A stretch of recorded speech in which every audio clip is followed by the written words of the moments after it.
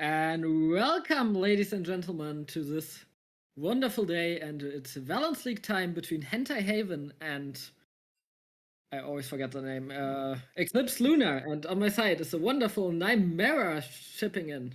Well, I'm glad you can remember my name because it deserves some respect sometimes. Hey, how the heck is it going, everyone? It's been a hell of a long time since I've been back on Valence League. And Sylv, this is actually our first time casting together. I'm looking forward to it. Yeah, me too. After a lot of Twitter action that we already had, I believe. And I'm happy to cast Valence League again because for me it's been ages as well. Probably not as long as for you, but still a few Yeah, it's been months. a while. Okay, so I mean, obviously we've got these two teams here. We've got the third place out of 7 teams in their group, hence HG Haven, who only lost to Esports Wales, and then against them is Eclipse Lunar, who have had a little bit less of a favorable start. They're sat at 1-3, so they've reversed those kind of results.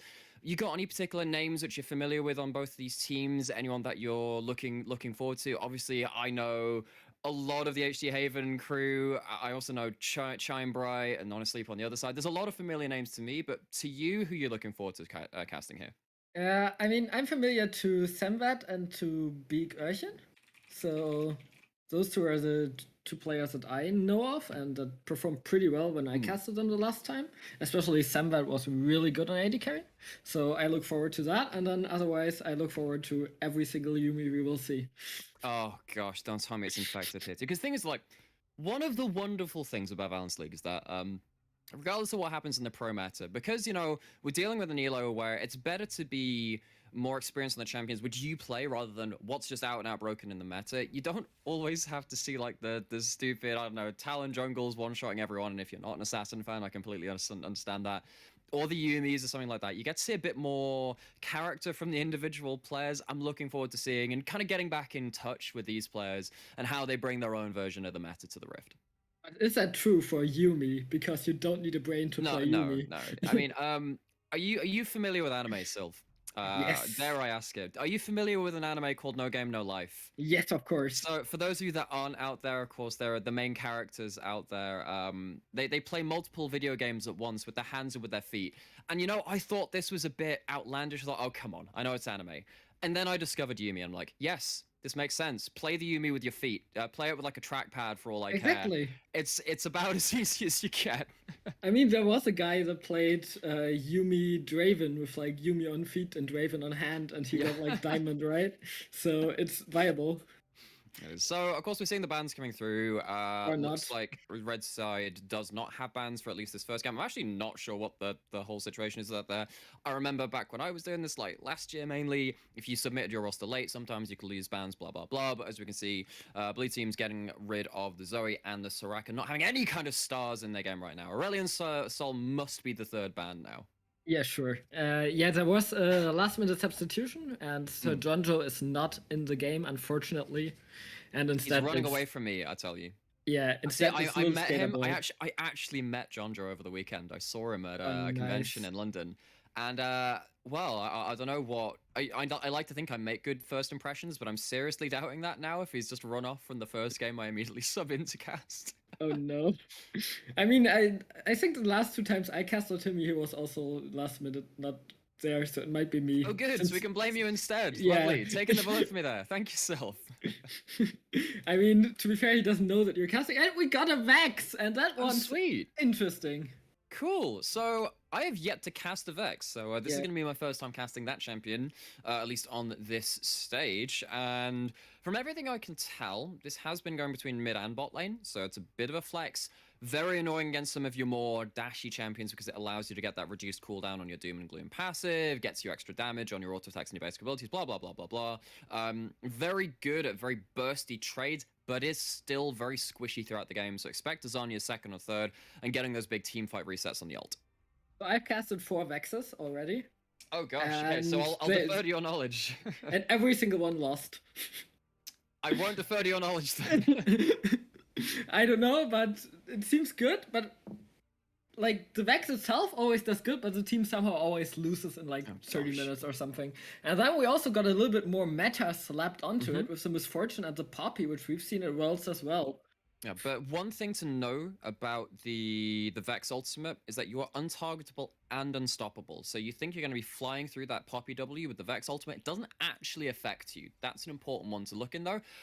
But I mean, Oscara is a self counterpicked with the Zac into the Poppy. This is a bold move, Cotton. Let's see how it plays out because you're going to now have to be very wary of that Poppy W. That's the kind of thing which really can stump your engage. Yeah, but still, the Zac together with the Vex, like you get a 4-man Fiorov, and then the Zac jumps into people, and awesome. That's a lot of CC that could be going down, and maybe they want to go that route further. But what's also in is full engage with the Samira, but that's also countered by Poppy, right? Why are you more dashes into Poppy? Okay, I mean, like, okay. On the other side of this, if they win, I mean, hats off to you. That's a hell of a power play. Like, you lay all your cards on the table and say, sure, try and outplay me. But this just seems very risky, and locking in the Galio as well. Misfortune is going to stand there with a Poppy on top of them. Probably can go lethality this game too, actually, with the Poppy involved. Because if this is someone like Poppy support, it doesn't even matter if it's Galio support, right? As soon as you get to that team fight, you sit down, you put your ultimate down, you got Poppy and Galio playing blocker for you while you shred the entire team. That seems very dangerous to me. Right now, I can tell from the theme that they are drafting, it's gonna be Irelia top lane and Pike in the support position, right? Just to go full dashes. Yeah, I'm trying to think. I mean, obviously, there's like the thing is on the other side of it. You think, haha, Vex is the anti-dash champion, and then suddenly Poppy is like, but I did this first, thanks. I mean, you've got all of your typical less counterplay champions, like your Tryndamere and your Yasuo, which dash around all the place on very low cooldowns. Plenty of different options to continue self-count picking yourself if you so wish. On the other side, though, bans finally coming in for Eclipse Lunar, and they're getting rid of the Nasus, maybe just trying to stop potential weight and scale top lane picks, which have a bit more of a free lane against something like the Poppy. And they're doing that exactly with the Gangplank as well, just saying, look, this Poppy's probably going topside and it can't punish these champions quite as well. Let's get rid of them. Yeah, they're also making Quincy really sad by banning Yorick, so he's not in the game, but I guess there's a Yorick player in here, so. Well, so funny you mentioned Quincy, because I know you talk Quincy a bit, but I met Quincy, or at least I kind of first ran into him in the university scene, and we've kind of talked ever since, pretty much close to the start of my casting career. And every time there's an Ari pick, he messages me. Every time there's a Yorick pick, I message him. I'm slowly building up my knowledge of like one tricks. I've got like a guy called Rael who does a lot of Aurelia stuff as well. So like I've got this bank of people I go to when certain people and champions come into the meta. Sadly, none of those are currently on the above champions selected because we've got the Azir locked into the mid lane for the red team. Yeah, that would be pretty hard to do for me because I'm an Oriana one trick and the champions is a meta like 24/7. There's also in here now more all in. Rakan. Oh, I didn't thought about Rakan when I said full dashes. The Malphite in the Poppy, and then the Azir. So they're full counter picking themselves into the Poppy, and they are saying, "Yeah, we don't believe your Poppy is good enough. We will get you 1 in 10 in lane, and then you can't do anything even if you stop at dashes." Yeah, so the great thing about both these compositions now, though, is that as we see that Tahm Kench locked in for a bit more defensive peel back as well, is that both of these teams are really, really obvious about what they want to do. Yes, there's going to be some early skirmishing power available from HT Haven, which isn't available for Eclipse Lunar in the same way, particularly because you've got, the Samira and the Vex, which are all very good at kind of like your early bursty kind of trades. But the team fights from both of these teams are so explosive. It's going to be down to a lot of execution. If Slat does not use the Poppy W well, expect the team fights to go from bad to worse very, very quickly. Yeah, and I really like the answers that Lunar Eclipse drafted here because you want to go in on the side of HT Haven, right? You have the Malphite, the Zac, the Vex, the Zamira, the Rakan, and then you have the Azir with the Shurima that can just ult you away. You have the Poppy that can ult you away. The Tahm Kench is too tanky to just kill him. And the only problem really is for his EMF, right? Because if you go on the Galio, he's just gonna ult someone else, and then maybe he gets the ult off and gets the 5-man ulti in. So I think only Honest has to be really, really careful, and the rest of the team has really good answers to this engage, right?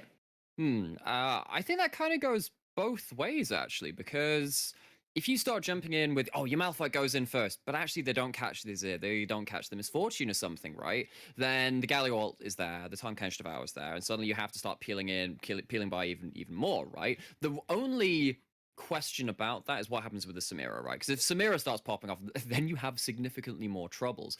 But if your very bursty engage misses out on the longer range carries, which then get to play with that range, I feel like it's going to be a difficult team fight for HD Heaven. However, on the other side, right?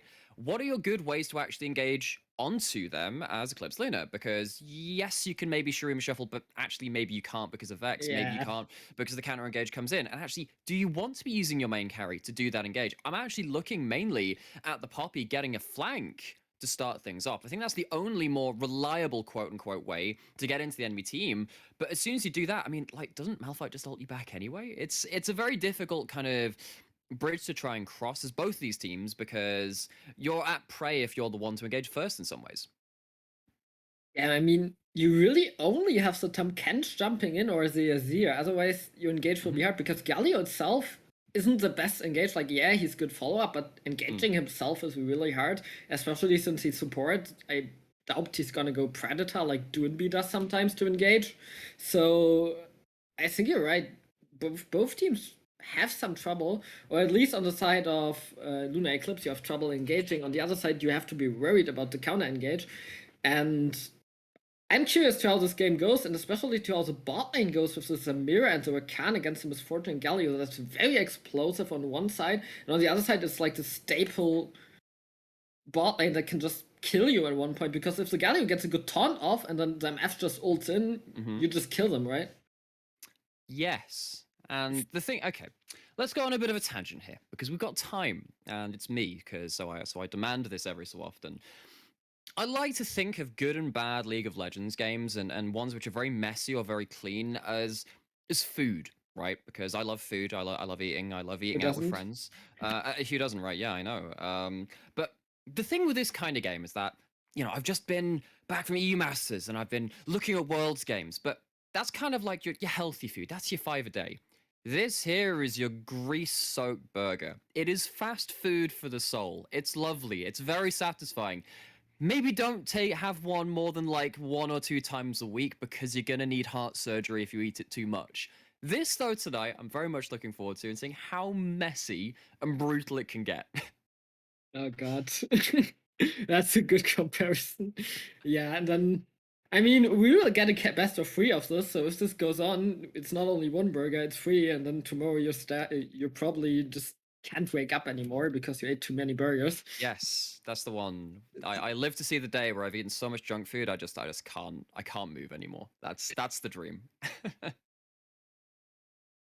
Yeah. And so what's UEM then? If we have the good food and then we have the burger. We've got the good food, got the bad food, and then UEM. That's like I don't know if there are like cooking degrees out there, but that's probably like the student startup cafe where like occasionally there's some really good stuff. They've got a while to go, but you can see the potential, right? It's because it's all about that learning Yeah, and development. not by We've the also got British like, team, so oh, shut up, you quiet. You're not allowed to flame me on it. I jumped in last minute. You should be thanking me, Sylv. You should be thanking me. And yeah, I have to deal with this. I normally get this from my brother. Why is this just a thing, actually? Every time I cast with someone, they think that the immediate answer is, let's bully this guy. yeah. No, I just bully the British teams, not you. At least the British have good casters. Turns out the British teams get bullied by the other teams more than enough anyway. So we've got that handled. I mean, at least this year's performance was better, right? Let me think. I mean, at least we did have those 2 finalists in the European Masters, so we can deal with it, I think. Yeah. Right, looks like we are just about ready to load into game. So at some point we're gonna have to do the whole synchronized stopwatch things, and get things on the move. Yeah, and I think Lunar Eclipse already won this game because they won the skin game pretty hard. Oh yeah. Yeah. In what sense? What skin's catching your eye? I mean, they got 4 skins to 3, and then there's also on the side of HD Haven, there's a Coel Malphite, which isn't really a skin. So at least it's not Shamrock Malphite. We can yeah, kind of like take some solace in that. True. And then you've got like Misfortune, who technically counts as like however many skins because they have like 13 at this point. And I am paused to 10 seconds. I'm ready to go. Are you? Yes, same. And with that, welcome to the first game of Valorant League. On the blue side, we got HD Haven, and on the red side, we got Lunar Eclipse, battling it out to maybe get a better place in the standings, or in the case of HD Haven, maybe qualify for playoffs as well. And I love this because one of the best ways to get early leads, which people don't always prepare for, is level 1 invades. However, looks like Tom Kench has done the right thing and isn't sitting Oh, inside the tri-brush. They sit outside of it so they can yeah. see them coming. It means they're not going to get that blind Rakan W over the wall. They get out safe. Yeah, they're still looking. And now I want to see the red side is already going for the ward, so blue side should do the same. I hope they are. And it looks like they will keep Okay. on invading. And Azir is comboing in. The Malphite really scary level 1. Yeah, walks up, cheese wheels you, walks away, does not elaborate further. So this is one thing that we also see from the level 1s as well, is that if you don't actually get that first kill or flashes blown, you're expecting to lose vision on the other side of the map and be like, all right, okay, we're going to get wards into our own side of the jungle. That's kind of awkward. They're going to have more information on our jungler than we do on theirs. So you kind of have to follow through at that point and say, all right, no kills, but at least we're going to trade vision. That's what happened. Actually, Ascari has managed to clear out that one ward, gives it over to Samira. Actually, it doesn't give too much of a difference to the duo lanes. If you get an early ward amount of XP, that applies more towards solo lanes because they get level 2 off that first wave, of course, if they do get that. However, looks like both of these teams are going to be starting off their jungle paths with a bot lane leash. Yeah, would you say that you like it? Because I would expect the both junglers to be wanting to go bot lane as soon as possible instead of ganking like the tanks on What the do you top mean? lane. You don't want to gank your hyper carry Malphite and Tom Kench? Yeah, I agree. I think that if there's a way for you to path towards bot side early, that definitely helps. And one of the things which sometimes junglers don't always realize is that if you start on one side and you start clearing to the other, like you're going from bot to top or top to bot, pretty much your camps respawn at that time too, right? As we see this level Yeah, level 1 all trade in, you but jumping in, and that's a good chunk of damage here onto Shinebright. But they will turn away already, but that was just some love taps, so Yeah. they're all alive. It's all good. But what this means is that the junglers are going to be clearing this wave for the entirety of their game most of the time. On the respawn, at least you can go bot side and try and get a gank in, but it does, as you're saying, stop you from getting early pressure onto that TVT, where I'm expecting a lot more pressure to come in. Oh, and another like grand this. entrance. That's a flash instantly blown from Shine. Wow. Well, played. you can't. I mean, this is one of the problems of Galio, right? You're not really a laning support. You can dissuade some, but you don't have a real good way to stop the Rakan jumping in, and you have a range disadvantage versus the Rakan too, who slaps you with a slightly ranged auto and those Qs. You're just in a little bit of a trouble state until you get the misfortune doing lots of damage with that ultimate later into the game. I mean, Vex, we can see poking out the Azir in the early stages, but he's gonna poke back whenever there's not everything on Kulos. That's another engage. There's another grand entrance. Hannes has to go out, has to jump away, but there's the Zamira going in, and that's gonna be the first kill here for. Oh. Ooh, Sam tries to get another one, and he will get the second kill, and that's 2 kills in the bot lane for HD Haven. Oh, it's been a little while since we covered these players. You mentioned Sam Verte saying, hey, guy's pretty good, been playing well, seems to be retaining that kind of performance. Picks up 1 kill, 1 assist, and this 2v2 where, guess we called it, there was always going to be that early action, comes out to that regard, and now topside is going to get its own share of the action. Yeah, that's a counter that we mentioned that they probably can just W on the Zac, and the engage seems to go in. Camken tries to go onto Airbrush, but Airbrush has to flash out, and Samvet this time is very low, so in the end, not much is happening. However, Scuttle is secured for Eclipse Lunar. That's a win, I suppose. Or is it? Because Airbrush is still around, still has the damage. He gets Smite is good, though.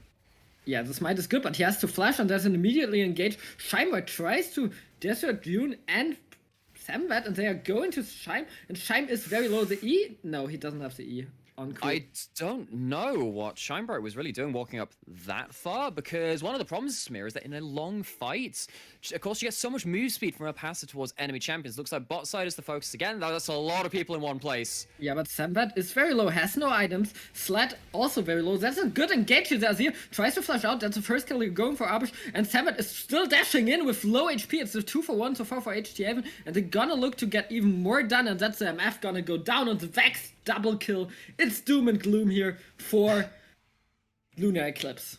And this might end up being a total eclipse, and sadly my heart will not go on in that total eclipse of the heart. Looks like it's stopping right here at about the 5-minute mark. 5 kills to 1, so much gold going over to the 2 real damage carries of the Samira, and of course that Vex 2, who are both about 500 gold ahead of their opponents. That's not looking good. They're going to get their first item completions very, very quickly on, and that's going to very much tilt these first fights, which are going to be so explosive as we're setting up in that champ select. Yeah, and that was really well played here on the side of the Vex on RB, because like he got believe a 2-man fear off, and then everyone on the side of Lunar Eclipse was low from the start. Like the Azir had no mana, couldn't go in, and you just die in the early stages, as you mentioned in draft. It's not as easily fightable. I think that's kind of the way to phrase it. It's not easily fightable because let's be honest, you're still gonna fight. It is Valence League after all. This is the Sam and I used to call it the VLPL because I mean the blood never stops flowing here. It's like a whole like death metal album or music video or something like that. But it will stop it being quite as easy at all. And we already talked about how difficult it is to play against so much gold in those pockets. Grand entrance is good. There's the stretching strike going in. Sambat dashing in. Will he get the kill? Yes, he will. But Yoon grabs that one for himself, and then it's a 2-0 Rakan. He knows who's the real carry. So that is going to be another death for the Galileo Hoop. As we said, not really a laning support, but they're not really getting an option to do anything else because they are trapped in lane. They're trapped into this kill duo of the Smear and the Rakan. It's not working out for them. And Tom Kench, luckily on the other side of the map, though, is starting to get some their own good trades here against the Malphite. Onglash is there, and that's the ultimate that might go down. Devour is here, and that might be a solo kill here. Big has to run away, flashes out instead of ulting. Very interesting choice in this case, and there's the Poppy coming in. Has a work charge ready. So the thing is, that was the level 6 to level 5. I'm fairly sure they didn't have the level 6 until just after they flashed away. Luckily, they have it right now. So if you have the Poppy going in, there's a chance to outplay, and Vex is on the roam. Yeah, that's an ultimate good unstoppable force. There's a Vex ultimate and no chance for little Skater Boy. He's gonna die and the Poppy has to run away. That was a really good roam by RB. And in the meantime, they also got the Dragon on the bot side. And right now, it doesn't seem like Lunar Eclipse has an answer. And, well, see you later, boy, said Skater Boy, goes down for that first death of the game. And Tom Kench, the one person that did have more of a lead, suddenly starting to lose as well. So suddenly you have huge amounts of gold on the Vex. That tilts the mid lane matchup. A death and a kill in that top lane matchup, too. Obviously, bot lane's been very bad in terms of that gold disparity, too. It just seems like the weight of gold is just going to weigh down Eclipse Lunar now for the rest of this game. It's not even 10 minutes in. Yeah, and I think I messed up my time because it stopped. It stopped? Yeah. Okay, well I'm at about 750. Whereabouts are you right now? How's life? How's life in the hyperbolic time chamber? I know that like it's a development league, but I didn't think we had to go like that far on the whole let's get better very quickly thing. Yeah, I'm 8-0 right now, so... It's 0. Okay, it's only a couple of seconds behind, luckily. You could probably speed it up by just a little bit. Probably going to be at the same amount as we see Tom Kench once again. Just making sure that the Malphite doesn't like this matchup. Because, of course, Malphite gets to stack a lot of armor. Not necessarily great at being a MR stacker against the Tom Kench's largely magic damage. Just make sure the matchup is still fairly even or / ahead for Eclipse Lunar. Yeah, and I had to... go forward and then go backwards immediately because the minions decided to just stop from the spectator bug, and I had like 50 minions in there. So I have not seen anything, but it's 7-1, so it's a Brazil right now, and we rather talk about that. Yes, I am hopefully fine right now. That sounds good. I'm sure you're more than fine. Less to be said about Eclipse Lunar, though, as we were saying. Sada 1-3 in the group. Not really looking like they're going to pick up a win in this first game unless there is a huge amount of turnarounds. And yes, it is a team fight comp. And yes, you can save your carries. But the question is, like, how much time do your carries really need to survive the initial engage now and actually turn around? Luckily, Misfortune is a carry who at 2 items can probably just wipe an entire team regardless of the amount of gold given to their enemies at that point. They are going for that lethality build. Perfect ultimate solves a lot of issues. However, you need to make sure that the Malphite ult is down and the Zaki is down and actually pretty much a lot of other things too. I'm wondering actually at this point with the amount of gold, if HD Haven can hold on to a lot of their other forms of engage. Just use one of them to get to the backline, and then just use the second thing to just cancel the MF. Stop any kind of bad team fight from following through. Yeah, and right now, game has been slowing down, so I hope that it might slow down a little bit more, because you can't win a fight freeze without go down, but Sled is going onto Ascara right now, on my screen at least. Oh no, it's the differing timelines, as they are kind of, Ascara is just going into the enemy jungle saying, hey, hi, how's it going? Although, it is a Dark Harvest Poppy. We have seen a lot of that with the Diane Syndra coming up in solo queue. It's actually decent damage. Yeah. I mean, it's a lot of damage, but I'm not sure if he can kill a Zac yet, especially not since Zac has his cell division up and can just, like, pop up and revive, and then the team is gonna go down, and we already saw how 3v3 will go in the end. Something like that. So, of course, we kind of sat and talked about the game, and it is inevitably slipping the way of Hentai Haven as it would seem. But Yes, the question is Slingshot. like, what can actually? Oh yeah, okay, that's Slingshot coming in. Yeah, Slingshot coming in, but they are gonna live, and that's Shinebite going down, and it's a double kill for one at least, so they get a kill back, and I think I gotta pause for like 1-2 seconds to be fine So with it you. would seem you had a premonition from the future. Yeah. But yes, you're right. There's another couple of kills coming in beside the blue team, but at least it's the shutdown going the other way. It does help even up a little bit of that gold disparity. However, it's still good gold over to a Samira. Samira gets that shield bow, and that's going to make those the issue of shutting down those carries even harder. Yeah, it does, and we also have the Rakan finishing off the Shurelias really, really early with the 2 kills he got. I see the logic. I see the logic. Our dashes, they're all going to be stopped. But Yeah. what if we run really quickly? Can they stop that? I mean, The Poppy answer's no, they probably can't. can. Poppy probably still can. And what's also done and dusted are the 20 CS lead for Sam, the good CS lead in the mid lane, and only the top lane seems to be struggling, but I don't know if the gank on Big is the one that you want. He flashes and unstoppable forces instantly, so Well, he's gonna be fine. I mean, that's still teamfight tools away, right? Because you look at the dashes on the enemy team, that's the only one you can't stop, because that's the unstoppable one, right? So now if you're going to start, I don't know, teleporting down towards the dragon, maybe this is the time to try and take a fight against the head. I actually wonder if it would have been a good opportunity for Slant to go towards something like the Herald instead. In fact, that's exactly what they're doing. Try and trade the Dragon for some earlier gold. Get those plates onto someone important, like the MF, like the Azir. That could be a good monetary turning point in this game. And it's a good macro play in Valence League. Wow.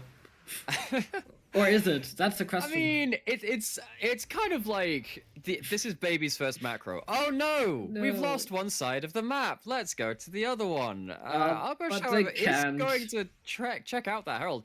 I think they've actually managed to pull off, pull the enemy team off of the Herald. So as much as they started that up, HD Heaven sniff it out and stop the obvious cross map coming in. Yeah. Really well done by Arby to just walk there, and everyone has to run away because that Vex is really fat. Seems to be going for an interesting build with the Liandres though. What do you think of that? I see Ludens and like full burst. So I think Luden's full burst is much better if you're diving the backline. However, with this amount of dive, doing more damage to the front line doesn't seem too bad to me. Does give you the extra ability to kind of fire out your poke, because of course you get more CDR. It means your poke hits slightly less hard, and you are still squishy. And Slat has to run away. There's a Wildfang, and that's an ultimate from Vex going down, and Arby is gonna get not the kill yet. Slat survives, and now the top Kent comes in with the W, but they gonna run away, and that's another fear, and they not try anymore. Okay, so again, we can start seeing the huge amount of damage that comes in, regardless of your mythic being completed or not for that Vex. Turns out it's a really fun champion. On the other side, though, Poppy, of course, doesn't have any tank stacks built up, just a little bit of HP from the Cinder thing. Kindle Gem, that's the one, not the Balmy Cinder. And then, of course, the Phage as well, going towards that Divine Sunderer first off, which means that up until 2-3 items, and with Boots not being on the table either right now, they are actually a significant assassination risk now against the Vex that has all of that gold. Yeah, and Growcamp is right here in charge of the lane because Arby has no mana left, has to base, and I would like for the Azir to just try and stop him here. Stop the recall, and then push out the next wave. So I agree with that, but then look at how, I mean, if you start toggling the spectator vision, all this other stuff, right, which, I mean, do at your own convenience, right? Look at the amount of vision which Azir is playing with, right? You have, finally, one ward put down in one of these side brushes, but you look on the other side, actually there's wards either side of the river, and as a control mage, there is nothing quite as scary as trying to walk up and trying to just battle your luck and see if there's a roaming anyone in that river. I think it's actually more important, rather than stopping the back, to try and give yourself a bit of a safe margin of error to try and play the next minute or two around, or the next handful of waves.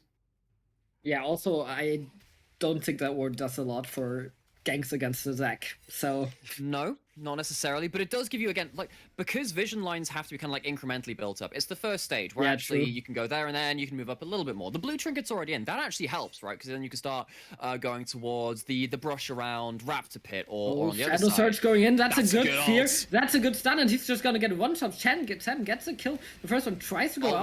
Might be get resets. shut down. That's the first kill here for the Azir. That's a big kill for the Azir. Tries to go for the shuffle, but misses the shuffle actually. And there's a Zac coming in, and Crocop will also fall. Sled tries to run out. It's a 3-for-1. The turret will die. It will be a 4th kill. Oh, Sled actually gets his kill for himself, and now there comes the Tom Kent. Will he get the interrupt? He gets the interrupt. Well played by Skater Boy. And he says, once again, see you later. There's a teleport coming in from Abi, so the Zac will survive here. Oh, from Beak, actually, not from Abi. And Tom Kent has to run out, manages to just go out. The turret is gone, but I believe there was a 3-4-2? Something like that. Look, when it comes to Violence League, you just Yeah, gotta 3 for expect 2. that it's a something for something, because all the fights last about 2 minutes long and they go back and forth multiple times in that. However, at the end of it, yes, we have another death coming onto the Samira, but the entire top side of the map for HD Haven, unkilled still. They are still sat on 0 deaths, and they clean up that fight magnificently.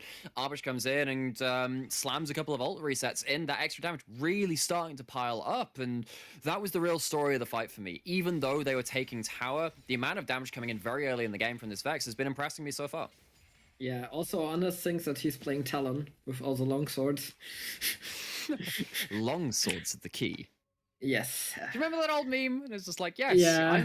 well, you just have a full inventory of longswords back in the day where you're only really built into a handful of items, and then you just walk into a lane like looking like a rogue out of D&D. I'm like, yes, of course I've got another dagger somewhere. Then you build it into like 3 lethality items. You're like, that's a really strong power spike. I really hate this. What do you mean in 3 lethality items? You build it in 3 black cleavers. Oh man, the League of Cleavers, season 3 pre-season. Oh, God. You know, actually, that was before my time. I only started playing in season 4. That was at the start of my time, back when I was bronze. And Little Skater Boy going in onto Arby, and Arby might be going down here. He does not Yeah, win this. he will die, yeah. I mean, that's some kind... The ult, okay. The ult to just secure it, and it's a shutdown for Little Skater Boy. And he's gonna carry right now. So, Vex, really fun and stuff when you get into those team fights, but you are always squishy. There is never a point where you are not squishy. There's more damage coming into his Galio, though. Oh no, Shaim is gonna be dead. Oh, he's got his Onyas, but I still think he's gonna die. Slad is here. The mirror has a reset available, but Sam doesn't go for it. It's 1 kill. Shuffle once again misses. That's the second one of the game that just doesn't hit, and that's unlucky for Miss Crow combo. And so, I understand what's trying to happen with the Azir. Again, like, we were kind of saying, oh, it's kind of hard if you're the one engaging the first, particularly if you've got to shuffle your Azir into the play. But midway through the fight, if you can catch people napping, yes, actually, that Azir's shuffle can come out very impactfully to try and set up the battle lines again, catch out the Samira that's trying to reset through your team. Just short once again, though. Good attempt, doesn't lead to anything, and now Zac is looking for his follow-up engage. Oh yeah, there's an engage coming in. There's a good Galio ult. Tam Kench coming into the backline. The ultimate from Arby going in, and Vex is just alone in the backline. He's gonna die, and there's another get. Seven also reset, and he's gonna get a double kill. Can he go for more? That might be a penta angle here right now. Seven goes for the triple. Will he get the quadra kill? No, he gets a turret aggro. He gets a quadra kill. Will he get the quadra? No, he does not. And that's a scumbag Yoon, scumbag Beak, but it's an ace for HT Haven. It's a 5-4-2, and that's despite Arby inting. I love how these fights play out as like an act in like play in 3 acts, right? You've got the initial engage, maybe some plays going the other way as we saw there. First it was the jump in by the Zac, immediate Galio answer, and then the turnaround from the Galio coming back in. But then you start forgetting about some of the more ramping up damage. Something like the Azir on one side is an example of this, but more importantly, it's stacking up the Samira passive on the blue team. Goes right in there, flashes in, and when you have that much lifesteal available with this amount of gold, you can see how that translates into these team fights when that exhaust is down. Huge amount of damage coming in from the Samira, wins them that fight. Oh, Slad is onto Ascara, so on the red bar. Can he maybe get an interrupt on the Scar? Oh, no, he does not, but he's now on the wrong side of the map, flushes out immediately, dashes heroic charge, as there's Kenshin to shut down again here for Slad, and he's doing good work on this Poppy, but as well, Skater Boy on this Tam Kench, always getting these interrupts. Well, this is really kind of interesting now because we look at the front lines and how they're performing. Malphite good in the team fights, but it's really been the Tahm Kench who's been winning the 1v1 solo outplay kind of functions. And on the other side now, you look at Slat, who's, okay, less of a front line. You do have a Divine Sunderer, but still there in front of their teammates. And the Tahm Kench and Poppy are looking pretty strong right now. If you give them a couple more freebies, a little bit more gold in pocket, particularly at important times, this game might have a bit more mileage left in it. Yeah, but that's until you look at the bot lanes, right? Until you see Yoon being 3-1-13, getting good engages in, getting good quickness, getting a good grand entrance every single fight, while Shine Bright, not so well so far performing. Had a good ultimate in the last fight, so he's gonna keep it up. But the thing is that, like, all it takes is one fight, right? Where Yeah, Samira overdives and they don't have a cleanse, and actually they get shut down. And suddenly, how much gold have they got? They're, well, you're going to have a significantly more amount of gold here, but they have about 10,000 gold. All right, I'll shut up. The fight keeps going. Sam Red is going down. Inferno Trigger. Good interrupt here on the side of Little Skater Boy, but Galio is dead as well, and you are committing to a 2v4, and that's another double kill. That's 4 kills for HT Haven, and with that, I think the hope of them winning the game is just shut down immediately. That one's a bit rough because I say, like, all it takes is one fight with Samira just really starts cocking up, and it doesn't happen. They survive on a couple of hundred HP, run rampant through the fight yet again. 9-4-9, that's a hell of a lot of kill participation for that teamfight AD carry as well. And yeah, HT Haven run off with their well-earned goods and go towards the Baron. Yes, they are going towards the Baron. They will most likely get it. On the other side, Miss Combo got a little bit of farm in the bot lane, got the first turret here for Lunar Eclipse, and in the end, it's still a big win here for HT Haven, who are ahead 7,000 gold right now, who gets the Baron and who are close to getting the, unfortunately, Cloud Soul. Cloud Soul, yes, but then you look at actually thinking, actually, someone like the Rakan really likes Cloud Soul. Just having the base Cloud Drakes is quite important for a lot of their team too, particularly someone like Vex that's using it to constantly threaten on the teamfight engage. And it's not like a game-ending buff, but it's certainly very important. Ultimate damage. Very low Samvat though. Is there will get W tier and almost gets a kill on Honest actually with the Inferno Trigger and 1v5, but he's gonna fall, and RB is really low. Has to base as well, has no TP, and I think that's gonna be the dragon here for Lunar Eclipse. Honest gets the honey food. The thing is, so very much, yes, you're now fighting in a 4v5 situation, but you have full HP bars, and the Poppy and the Misfortune are sat about a half or less, right? So you're looking at this and thinking, okay, maybe with a good enough Malphite ult, there could be a fight yet. Oh, MF gets the dragon actually, it's not a smite picking up. There's an engaged deck with the ultimate. Malphite has ultimate too. I think they could maybe fight it, but Oscar also already low. The Malphite gets ulted away, Keeper's Verdict, very good from Sled. And they get out with the dragon, so that's a win for them. So they get in, get the pick in the mid lane, go towards dragon, find themselves a neutral objective, and as you were saying, alright, Samira loads of gold, but Samira is one of the hardest champions of the game to play as the person with all the gold, because you are actually quite likely to get shut down, even with all of your pseudo-defensive items and stuff like shield bows, and of course maybe like Bloodthirster coming in later as well. Looks like they're heading off the Infinity Edge first. I respect that, it's very high burst, it's fun to play, but you can definitely see if you go a little too far ahead of your front line without the Malphite going in first, the Zac, the Rakan, the ability for you to get focused down is still enough to take you off the table very quickly. Yeah, Sam didn't respect it. I think he more wanted to help Abi here, who got caught out first, but had the flash to just survive. And now it's gonna be HT Haven just going for the engaged Sled once again with a good stun against the wall, but he's not very tanky. He doesn't have that many tank items. It's a flash on, and that's a good Rakan ult, getting every single member. There's a Vex going in, getting good fear off, and that's gonna be another kill. Big ulting in the backline, and that's one kill, that's another one. Vex is just getting the resets off. Kokombe will kill Beak in the back. And no, he does not, because there comes Sam getting the double kill for himself. And now it's a 2v4 in the base. Sam, oh, he gonna get, oh no, it's gonna be the top Kench. He's gonna run him down. He has the ultimate ready. The shield? And Q, bump. It's a lick, it's a kill. And now it's actually, might be the win here for Lunar Eclipse, who might be able to turn this around, but Vex is there, has the Fierce available, and, well, they defend successfully, only losing that inhibitor. it's like, not to worry, we're still flying half a base, so they lose the mid lane inhibitor and still kind of lose the fight. They do have 2 people left alive at the end of it.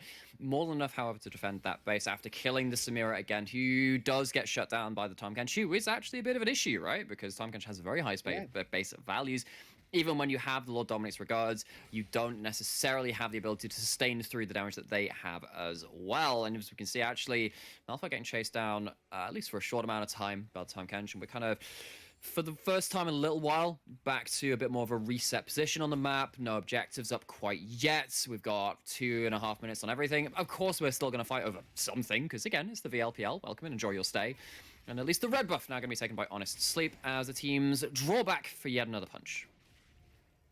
Yeah, but at least they defended. I was convinced that was doomed after the first few kills came down for HDM here. I believe they got like 3 kills almost instantly with all the ultimates combined. And then it's just Sled and Skaterboy just holding line for Lunar Eclipse and just giving them the hope back. Because as you mentioned, it's one fight, one bad fight that it could take, and then the game might swing back in favor of Lunar Eclipse. And one thing which kind of lends some credence to that is, of course, you look at the tower difference, 6-1. That is quite a lot. Obviously, there's a tower gone right the way down as the middle inhibitor as well. It's not really going to be that relevant, though, of course, if you're getting picked off left, right, and center. But if you do win a fight and you have the lethality MF, who's very good at destroying towers, just because Armpan does apply on towers as well, and of course, your Nash's Tooth is here, that's a lot of standing gold available in that. Okay, big fight coming in the way. Has to flash out immediately, and it's not going to go in. It's gonna go out. Too much CC. It's like everyone in this game has taken up basketball and is going for the 3-pointer. It's like, yeah, cool, there's a Vex, nice, in his ear. You're just trying to get nothing but net right the way from across all these walls outside your base and everything else. But nothing really lands so far. We've counted down 1.5 minutes since that last objective timer that we kind of checked in with. Now we're just left on 1 minute until both of the neutral objectives are back up again. That's the Baron and, of course, the Cloud Soul Point sat on for HD Haven.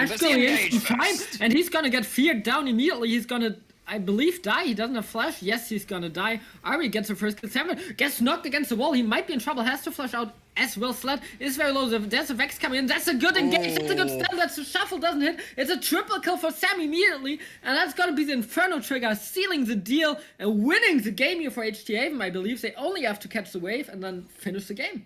Seems like it, with 25 seconds left on the first person that can really start to try and fight back. This probably will be game 1, done, dusted, consigned to the record books, and with all 5 members parading into the base, seems to be the Nexus wall falling. That's a sentence. Yeah. I mean, it is. And we got a spectator bug. At least I got one. So, probably you too. See, sometimes there are things which are not appropriate to show on a stream audience, you know, it's just too destructive, too adult content, as we see just people getting bashed over the heads in their own base, but that is still game 1 going over to HT Haven, taking themselves a step closer towards that top of the table. Oh my god. I'm looking at the damage graph right now. And alright, I'll try and join you in that. Samvat did so much damage in this game. Yes, they did. That's because every time they went in, they were hitting like 4 people. 4 or 5 people. They just keep going in. Doesn't even matter if you're sat there for like 3-4 seconds. The damage is already done by that point. And yeah, I think if I had to give an MVP, it would be over to that Samira. I think that also the Rakan really helped them achieve a lot of those big fights. Of course, it's a big ensemble performance, but I mean, when you see that many flashy plays, that many multi-kills, it's hard to look the other way. Yeah, I would actually give it to the Rakan, because 4-1 and 25 in a game with 31 kills, having 29 kill participation, that's, I don't know, 95%. That's insanely good. And I believe all the ultimates were really good from him. Even the early game getting the kills, and I would give it to the Rakan. Yun played really well here.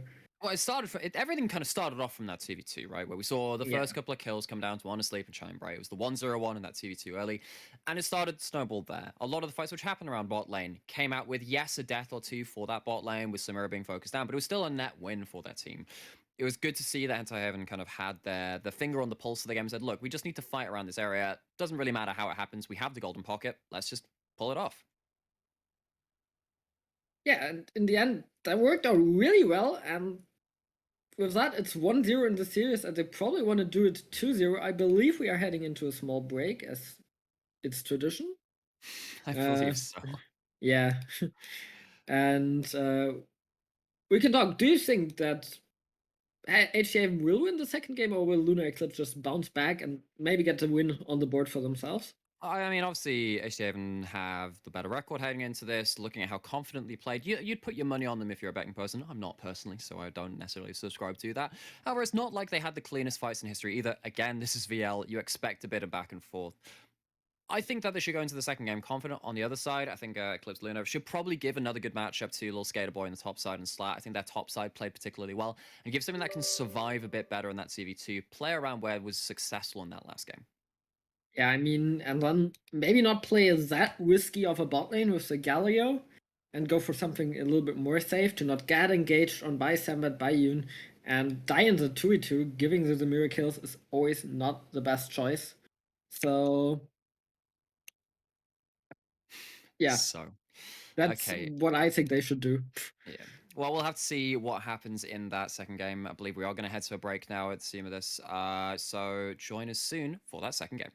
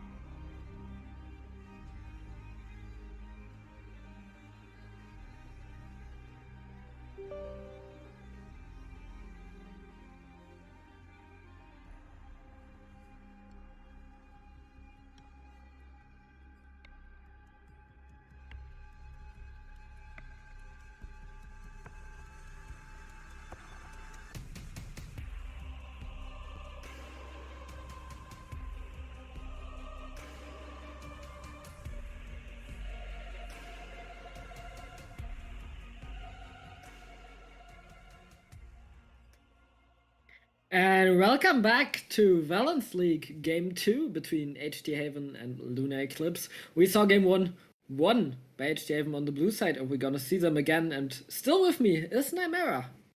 I know, it's crazy, right? It's almost like I'm here for the whole best of 3. You didn't just get me for one game. I'm here for all of it. Of course, in the first game, HT Haven kind of blew away the game in the laning phase. They slapped through bot lane. They had some early skirmishes go well. X got a lot of gold.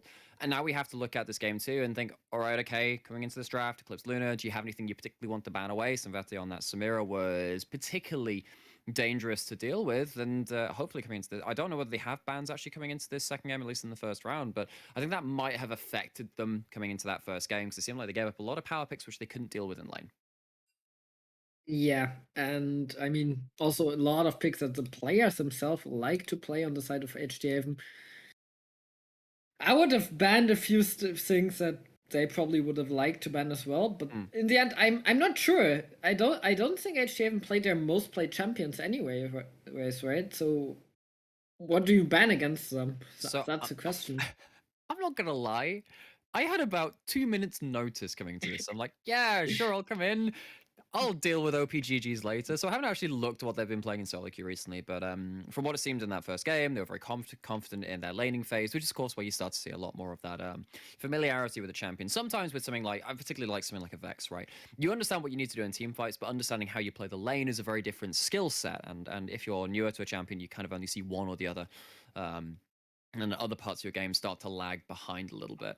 I've asked the players if they have any kind of trivia they want to share. Sadly, not all of it is safe to share with such an open audience, like the nature of ducks and how they. Yeah, look, ducks are weird. Don't look into ducks. And then, yeah. Honestly, I'm kind of disappointed in the players. I thought they were going to give me some fun trivia, but most of it's just very disturbing. You got anything else you want to fill time with, Sylv? I don't know. It's as you said, it's disturbing, and we should not talk about anything happening in this champ select ever. Yeah. Well, okay, one interesting bit. Turns out Sanvade's got a 35% win rate with Vayne in solo queue. Fun fact, I had like a 36% win rate in solo queue overall most of the season because I lost most of my placement games and didn't play afterwards. That's such a mood to me. I can understand that. I relate to it. That was last season for me. This season, I'm a Smurf, 70% win rate after placement. Good. Glad one of us is doing well. Can't be hard stack if you don't play, right? Exactly. Turns out that being a caster is a massive sink on your time, and it's very hard to What? make things after that point. I know, it's crazy, right? Yeah. Looks like we're coming into the first round of bans again. Zoe banned away from this is Krakonve, and on the other side, looks like they're timing out the bans again. So I'm going to assume there's going to be the same situation as last game, where they don't have their first 3 bans, and they will get their bans back in that second round. Yeah, and I believe it would be the same bans again, right? Because it worked last time. Why would you ever not yes, ban I'm going to do the same 3 bans of nothing in the first round. Oh no, that didn't work last time. Crap. Yeah. I rather went for HT Haven, so it's gonna be the Zoraka, the Zoe, and I'm actually not sure anymore what was the last ban for them. Last ban, I'm actually trying to remember myself. I joked about it being an Aurelion Soul, and I was like, haha, let's get all the stars out of this game. And then I kind of forgot after that point. But I remember the 4th and 5th bans from Eclipse Lunar were towards more of the scaling top laners, which maybe could have punished something like the Tahm Kench, which they ended up playing a little later. Of course, they ended up playing into that Malphite, which did do good teamfight impact, but actually was losing that lane, so I suppose that did work out for Little Skater Boy. And much like I said in the post-game from Game 1, I think that's a good way for them to approach this next game. Get the top side of the map, some laning matchups they're a little bit more comfortable with, and have that bot lane play a little more safe, because that's where things started to unravel in Game 1. So will it be the Vex again? I think there's a strong chance of it if Arbush is really feeling it. They did a lot of damage, they got some early kills, and they knew how to start skirmishing with that long-range ultimate. Some of the ult snipes in that last game were very impressive, actually, so I'd like to see it again. It gives me a chance to brush up on the champion as well, see where their real damage numbers and their breakpoints come in with a lot of these team fights. Yeah, and it will be locked in immediately. I mean, as expected, RB performed well, except that one fight where he completely went into 5 people and kind of trolled. But even that fight worked out in the end. Everyone gets one. It's not like they built a Magi's like I always do when I do that kind of stuff, right? Have to see what the response is this time, whether they'll be, because the Vex was the first pick last time, is effectively a mirror draft from game one, but with the 3 lost bans from Eclipse Lunar, we expected things to run fairly similarly. It is going to Ooh. be a bit different, a bit more lane dominance on the side of Eclipse Lunar as they lock in the Caitlyn. Question is, what are they going to lock in as their support? Maybe something that can be a bit more peel back and defensive again? Yeah, we will see. I mean, the peel back wasn't really there for Scheim in the last game. That was just, I'm gonna go in, and then it was, oh, I'm dead. But Well, okay, that's what they did. It's not what Galio is meant to do. true. So I would say, hey, it's kind of similar. This time it's going to be the Poppy locked in again. So probably Slat going to be picking up that one in the jungle. And to be fair, Slad performed really well on this They Poppy, did, I yeah, think. they Like, did, yeah. he had good fights. He slammed people into walls, and the Morgana is getting taken away, I would say, by Yoon, or Yes. maybe by. Ah, no, it's gotta be Yoon, right? You can't go. You could go theoretically Vex in the bot lane and the Morgana in the mid lane or something like that. Well, no. This is a takeaway from the Caitlyn Morgana lane phase, which is Yeah. so oppressive. It's just you get hit by one thing, you get hit by the binding, and suddenly there's a trap. There's 3 headshots on you because the net and everything else follows up, and you die pretty horribly. So, looking towards what HD Haven are bringing out this time, though, they are going to get that Gangplank which is banned away from them in that game one. It's going to be going up against the Malphite, and actually, ever since Gangplank has had the changes to the grasp being, well, rather the parlay on the Q being counted as ranged auto attack, Gangplank's pokey early laning phase has been hit quite hard. So I actually wonder whether Little Skater Boy can take advantage of that and the extra HP you would have compared to previous pouches when you'd be hit with the full force of the grasp, and see if they can come out with a good laning phase yet again. Yeah, but the Samira is getting taken away, and I think that's a Mm. good call. Sam looked really confident on it. If you want to keep on banning 80 CCs, it's probably the Kaiser getting taken away from him because that's the other champ he plays a lot. And then afterward comes that infamous. I mean, afterward comes Yone, but the next AD carry is basically the infamous Vayne. Boy, I'm obligated to say this as an LGL light, a bit of an anime enjoyer. It's Yone. Yone, he is the anime. Yone, okay, yeah, Yone. sorry. Don't you forget the at the end of it. But yeah, that's definitely something which you can think of as like, hey, really hard engaged champion, has some really good individual laning phases and all of that other stuff. I haven't seen a Yone in a little while actually because it's not played too much at the pro level, and I haven't really been stopping by in Valence. Are there any big Valence League Yone players? Do you know, or is it a bit more of a dead Uh, spot for the tournament? I don't know any. Okay, well maybe we can stop in on some of those streams later and be like, Oh, try and look everyone for that. plays it. Oh no. Oh no, turns out it's just these 2 teams that don't play it. Ah, crazy, right? We missed all of them.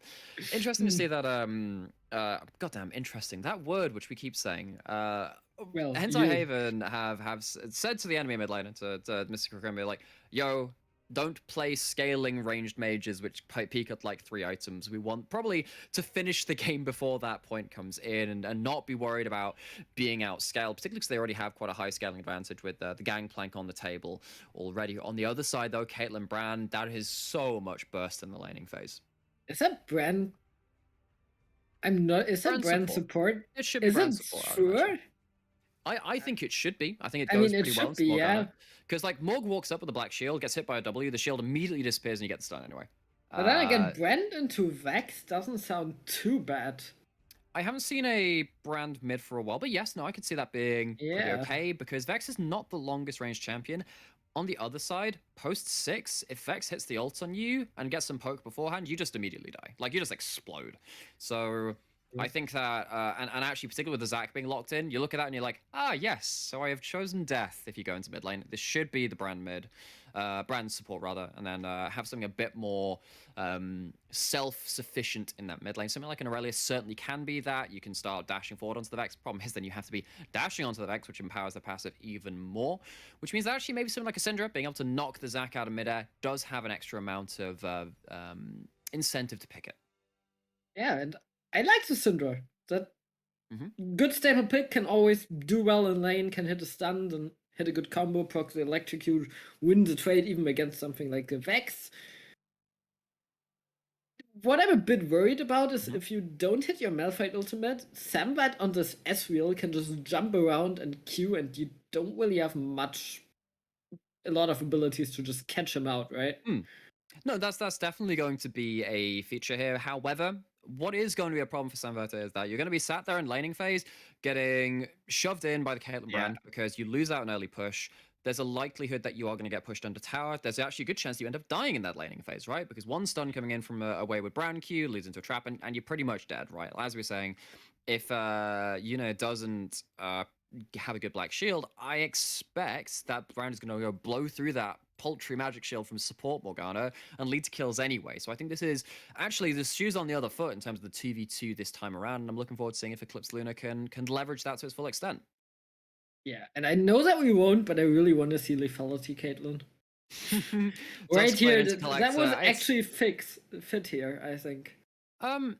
You're so squishy. I feel like it almost has to be a Gale Force game because you look at you are looking at because you're not really going to be able to sit and like stand and shoot too often, right? Because you're going to have to move around barrels and gangplank ult, Zax E, Morg binding, stuff like that. I think the Gale Force gives you an extra degree of safety whilst also allowing you to go towards that crit more consistent damage. Because if you Gale Force out of the Zac E, you can start turning around and doing a lot of significant damage. I would build that if I were the Caitlyn this game.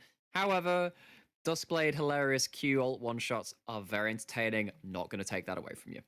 I mean, I really like it into Zac and Vex because they are jumping in, and then if you have the trap landed, you can one-shot a Vex and you can one-shot maybe not one-shot, but you can deal a lot of damage to a Zac as well to maybe help blow him up. So that would be my argument for it, because Gangplank and Ezreal should never get it like dangerously into your range anyways, and you can dodge barrels on the Lethality Caitlyn as well. Would be my call. But I mean, yes, no, there's definitely something to that. But if you just plop the Gangplank ult on top of their head, like they have one E and it's going to get burned immediately, and that could be an issue. I just think that the Gale Force gives you an extra degree of safety to play around, and again, just the Gale Force being able to get you out of that Zaki is very important in this game. Of course, got the Poppy W to help with that too. That certainly helps. Maybe there is no angle for that.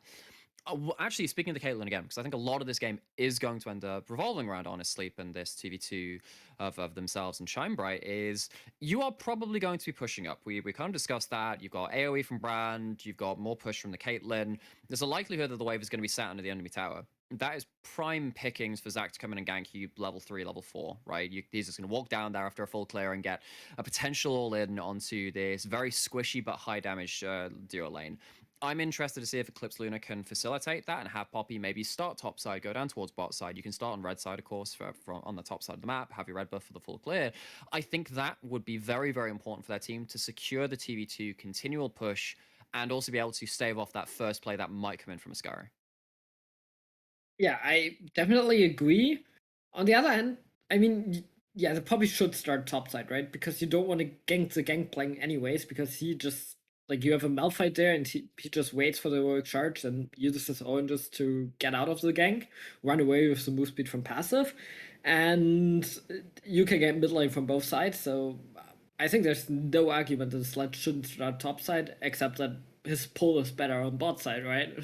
Oh, all of these so entitled junglers being like, oh, I get a better leash on this side. If you are an Ezreal and you actually, that's a good point. Actually, I think if you're an Ezreal, you leash in this, like you're giving up all hope of winning laning phase. There is the chance that you are trying to bait in the play and say like, oh, we're gonna get pushed in anyway. Let's give the push over to them and then get the eventual gank in. But I'm looking at this and I think that if you end up leashing as the Caitlyn and Ezreal stays in line, maybe there's a way that the 2v2 plays out a bit more in favor of HD Haven. Oh, that's a cleanse for Honest on the Caitlyn. Against the Morgbind, and I think that makes a lot of sense. And Because if you're bound, you just die. I can understand that. But yeah, interesting choice. It's gonna be Lethal Temper, so it's normally Caitlyn. It's a Dark Harvest for the brand, though. Yep, that's also fairly normal as well. Sometimes you end up seeing some electrocute stuff, but either way, it's going to be high damage coming in early game from that CV2. That's kind of all that we've talked about. We go like, oh, let's talk about Vex versus Syndra or all this other stuff. No, whenever Brand's in the game, he either dies or kills you on cooldown. It's kind of the nature of the champion. Yeah, so I would like to say that we sync at 10 seconds, but we gotta have a pause here. So that's also fairly standard. I'm not sure if it's as standard in Valence League, but at least in Prime League, it's every single game is a pause.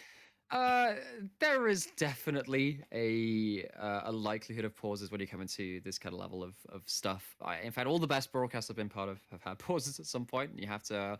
It's kind of like a rite of passage as a caster and someone on the broadcast to understand how you are filling time. In fact, it's kind of scary how well I can just kind of turn my brain off and let my mouth just say words. And I could probably keep this up for a very long time, and I'm going to instinctively stop now because as much as that's a good technique to have, it's been great casting with you, Sil. Have you been finding casting over the last couple of weeks? You been up to much outside of Alliance League?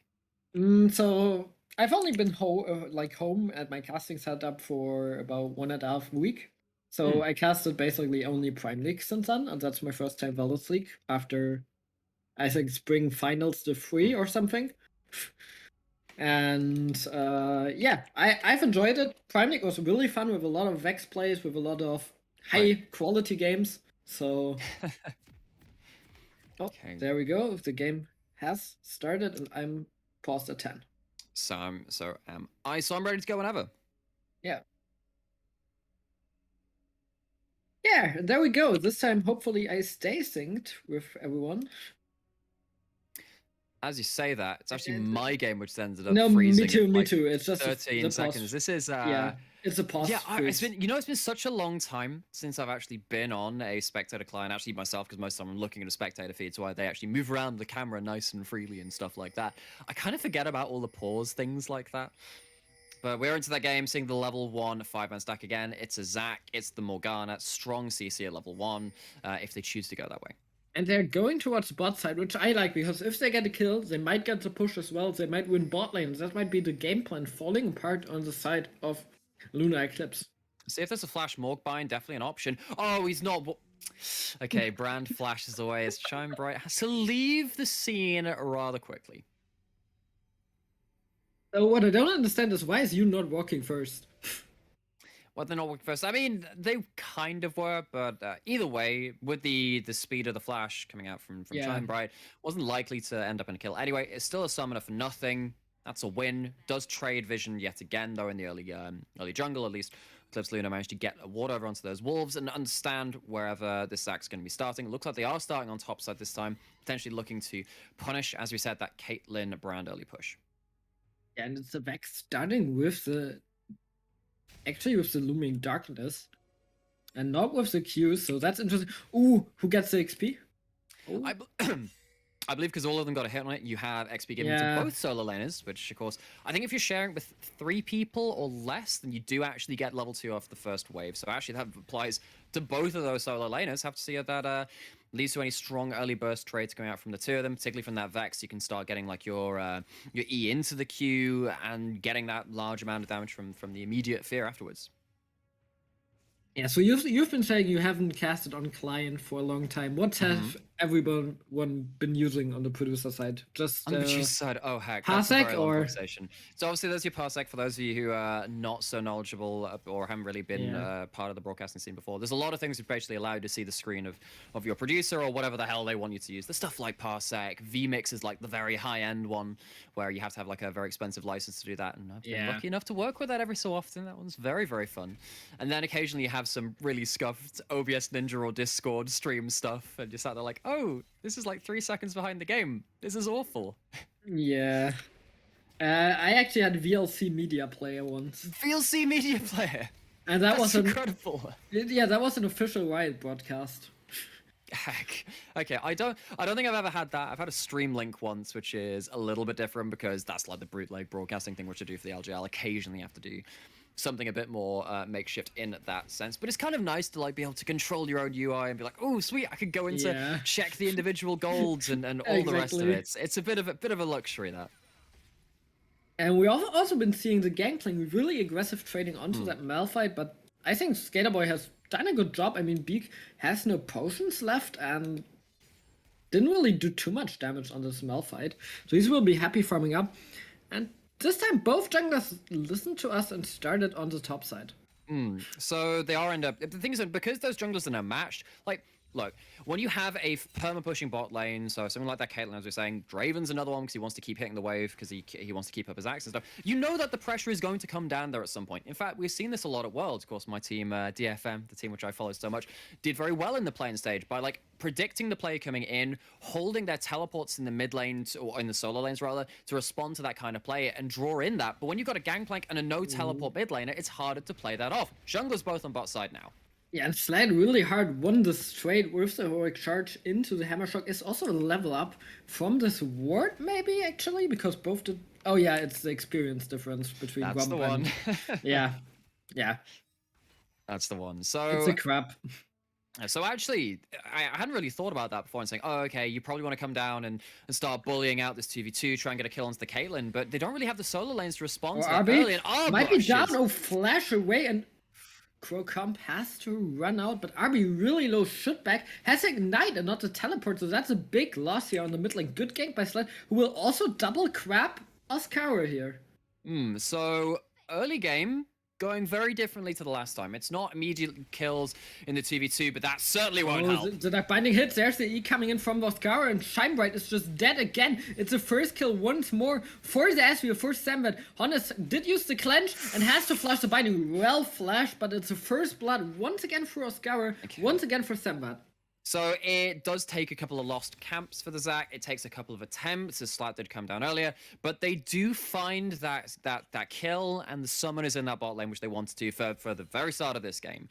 Now we have to see what happens with this windfall of cash coming into the hands of the Ezreal. As that one kill started with a tier, so that's going to get them probably to a Sheen buy or something like that too. Of course, they do have 1,500 gold in inventory. Definitely have pick of the litter when it comes to their completed items after that point. This is a big turning point in this game. This was going to be the important play, and it wasn't like it happened post-6 where you could respond with the teleport Malphite, and you don't also have... Well, I mean, you see Syndra now. We didn't have Syndra in a position to respond either earlier. Yeah, Crocomp is low in mana, doesn't get the stun here because Q walks off, but there's a break down, and that's a kill for Slad. Well played, and it's 1-1 Lunar Eclipse on the board. That was actually so sick, though, because you have the Poppy slamming them into the open. It wasn't against the wall, but then right at the end of it, Shinebright's positioned the Q to be at the ending point, very much Space Invaders aim where they're going to be, not where they are currently, and lands that stun and nails them with it right at the end of it, and that's a kill onto Arbush early. Data Boy gets the ultimate, it's level 6, did it very well, that's the ultimate coming in from Beak, but there's a Poppy once again there flashing in, and Beak, it seems like he has no options but to run, and I don't think he's fast enough, maybe he actually is, gets a Q on the minion for the last couple of minion kills for more gold, and Sled gets another one for himself. Well done. Right, so once again, we've got a bit of a turning of fates between these two teams in the early game, and...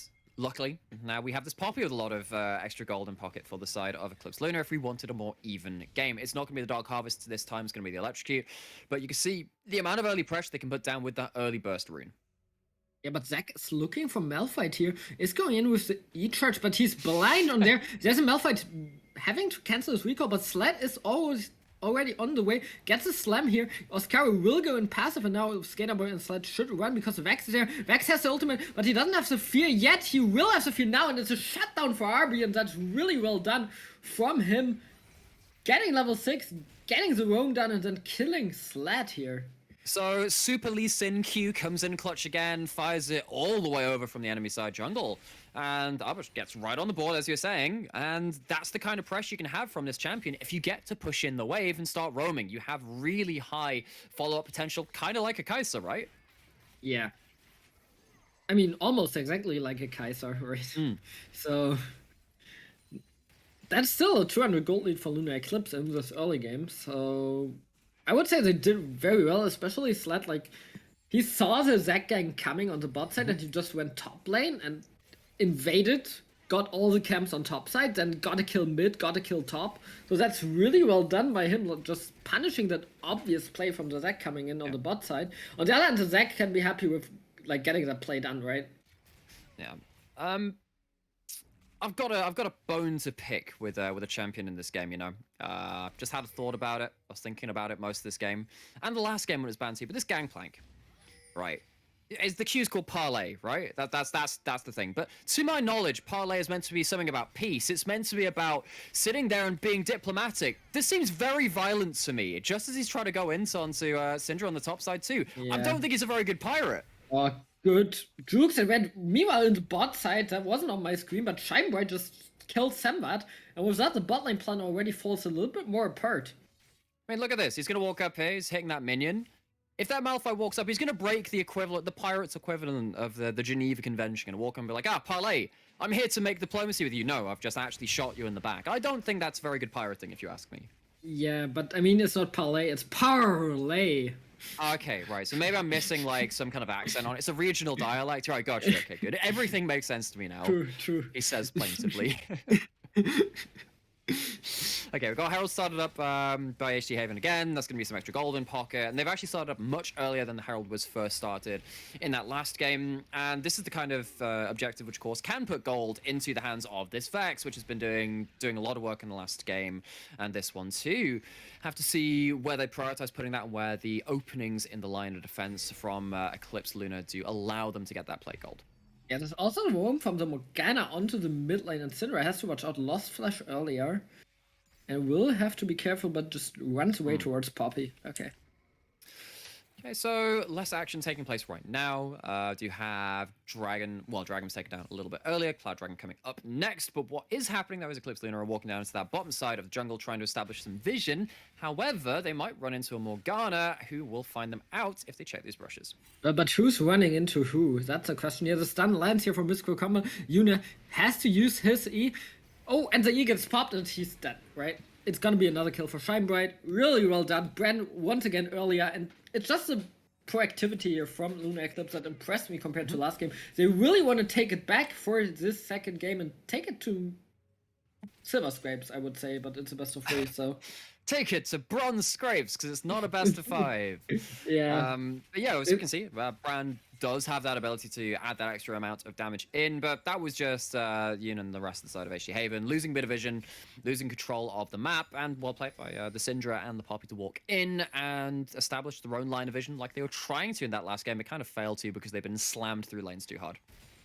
Yeah, now Vex tried to get another roam off onto the bot side, but look at that. That was spotted by Ward and Slad. That's not very peaceful at all. As we can see, yeah, stun lands one more. Slad going for another kill on Arby. Arby has the W, has to flash out and will be able to get away safely, I believe, because there's Sambat and Yoon roaming down as well while the Herald gets put on top lane. And you see what tried to happen, what Skater Boy tried to do there was hit the eye on the Herald, try and lose some of that HP, stop some of the damage coming on the tap. Fails to do that though, and now 4 plates have been taken off that top tower in total. Low HP actually from here and no passive on the Zac means that potentially a Malphite ult could come in and cause a lot of problems for that top jungle duo. Yeah, but it doesn't seem like he timed it or tries to go in, and that's the first turret going down for HD Haven. So what does that do for the gold? It's still 1,000 apart now. Of course, good early lead coming in from Eclipse Lunar. And a lot of that gold lead has now come in through that top side. And that top side was actually the one place that was potentially struggling in that last game, as Big did fall a little far behind on that Malphite versus the Tom Kench matchup. However, performed very admirably in the team fights and actually didn't die that much, right? Even though he had his flash and ultimate blown, wasn't really giving up gold himself to his team's detriment. This time, of course, in a position of much greater power. And to start off with the Essence Reaver build, so not going towards one of the Sheen Mythics, probably going towards something more like that Immortal Shield Bow. Gives them the extra crit, and of course with the crit scaling on the barrels, that gives them this massive teamfight impact later into the game. Yeah, what's also happening is a play that runs towards the bot side once again here from both teams. Poppy is there on the other side. Zac is also trying to go in. Zac is going and misses his Ezo, and that's Slad, who knows that's coming, and Yoon will go down. There's a good Pyroclasm as well. Teleport coming in from Mystical Combat. First kill goes to Samrat, actually. Slad very, very low. Will get taken down by Beak. Will get the second kill here for HDM. I'm not sure how that happened, but it seems like it's a full win here for HDM, and Honest is completely alone right now, will be taken down as well. It's another kill to Sam, and he's gonna get his third on the board, and it's a 3-4-0 for HT Haven.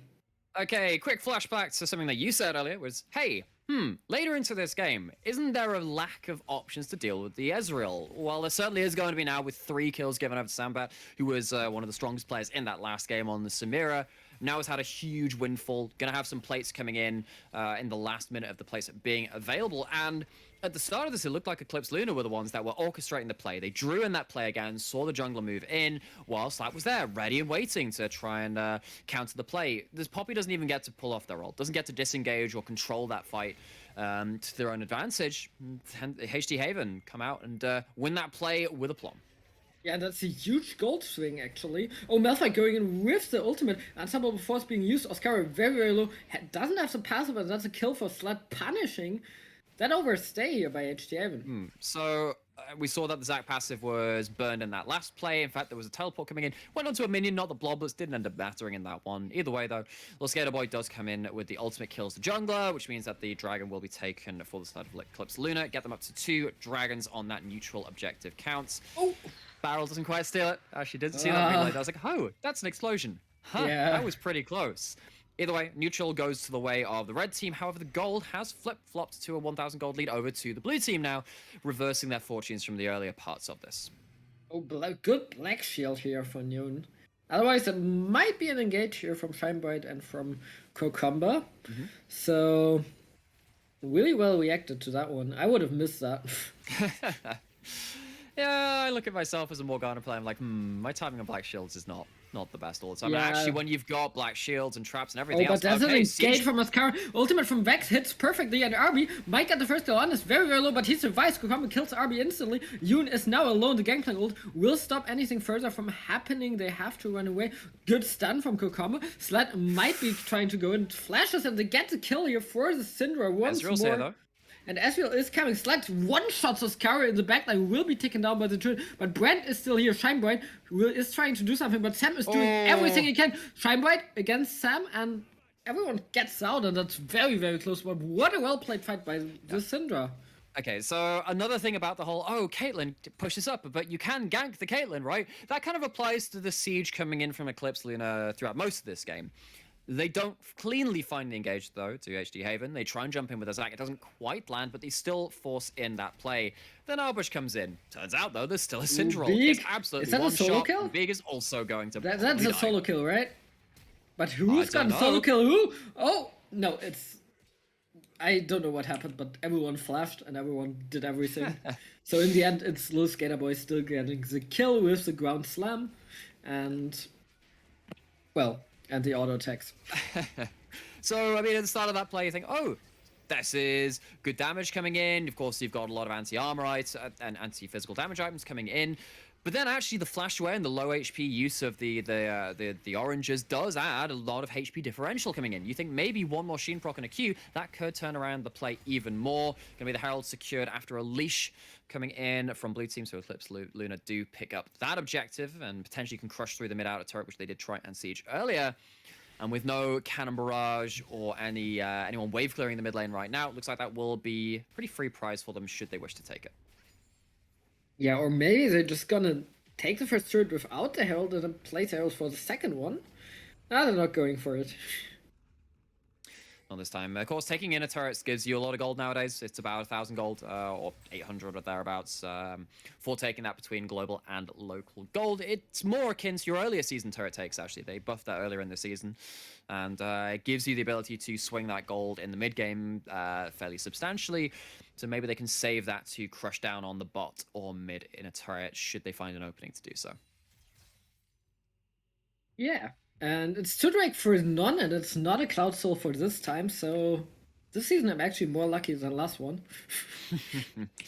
And when you do have someone like a Malphite, which is much more tanky, that extra Mountain Soul on top of that, or Mountain Dragons to buff the resistances, does give you relevant combat stats to start playing the front-to-back team fights. Question is, can you do that even when you... oh, that's the Vex ult, which does miss. See them looking for the engage, trying to get that Black Shield on top of it. And of course, no Zhonya's yet for Arbush is still meaning that they're lacking in that playmaking capability, but the Black Shield, of course, very much helps them soak up a bit more damage to spam through their abilities, get resets on their ult. But you can see them looking for that play, and it doesn't quite work out. Yeah, Syndra didn't have teleport, actually, so that was a good window. And... looking for it is obviously good, but you can find it if the Vex ult misses and Oscar can just go in without the Vex, so they call it off, they just defend, and it's fine. So gold, basically even. And what do you think is the next step for both teams here? So, as you're saying, very even. With only a minute on Dragon, of course, that's the very easy one to point to and say, hey, we don't want to give Soul Point over, particularly towards that Malphite. As we were saying, yeah, when you're playing front to back, it gives you extra tools to do so. But where it really starts is that vision line. I think that HD Haven have been very proficient at playing around their vision so far, getting it further and further and denying it. As you can see, Yun is working towards that extent, as is Ascaris. So they managed to secure themselves a bit of vision in there, and Gangplank is an early teleporting to make sure they're there to set down barrels, whereas the Syndra pushing in the top lane out of turret, seeing if they can find something for free, but it's the engage coming in. Going in, Vexel coming down, Honus is instantly getting killed, and that's another kill for the Vex, double kill with the reset, and it's Doom and Gloom for sure with the Shadow Surge here from RB.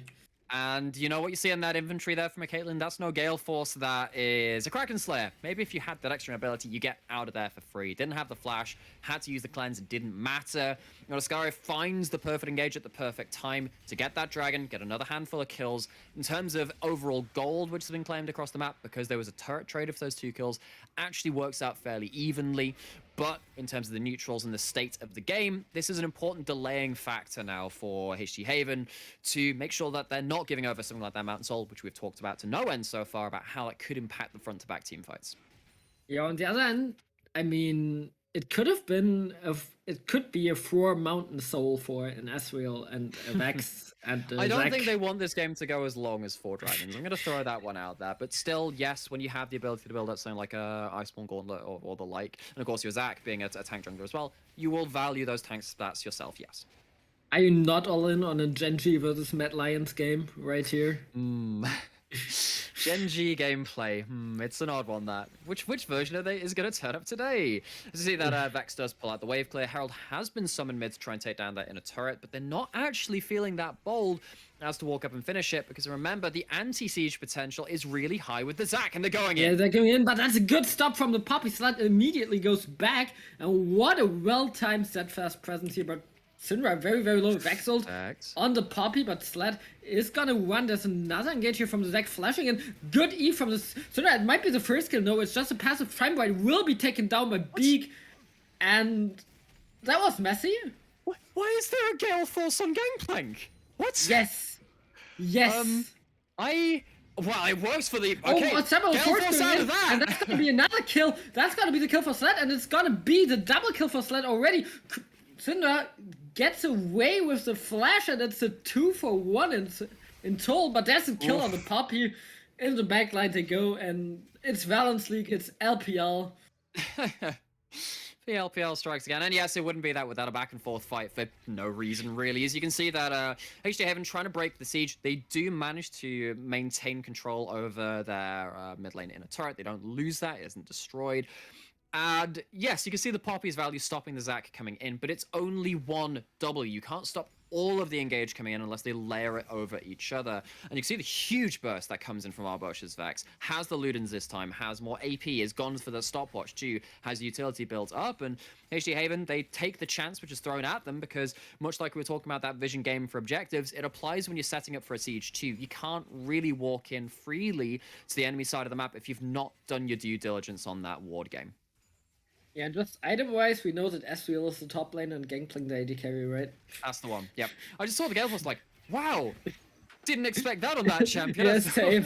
Just as I was complaining about that from the Caitlyn, as I hadn't picked that one up before, apologies for missing that one, but at least we managed to recognize it in quite some style. Yeah, I have never seen Gale Force Gangplank before. I appreciate it. It's like, wow, get a Gale Force 4 for the extra Q with the Essence Reaver. It is a crit item, because, of course, with the crit scaling on his barrels, it's very important to get one of those crit mythics. I would have, preferred maybe to have the shield bow, particularly if you're going to get dove onto so heavily, but this is the absolute Giga Chad Sigma mindset, top lane mentality, and I'm rather enjoying it.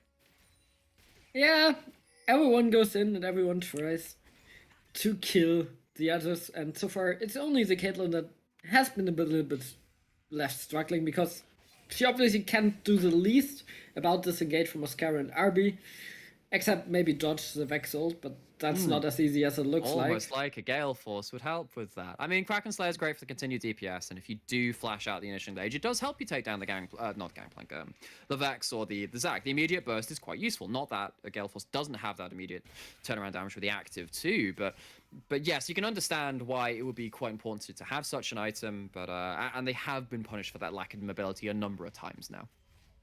Yeah.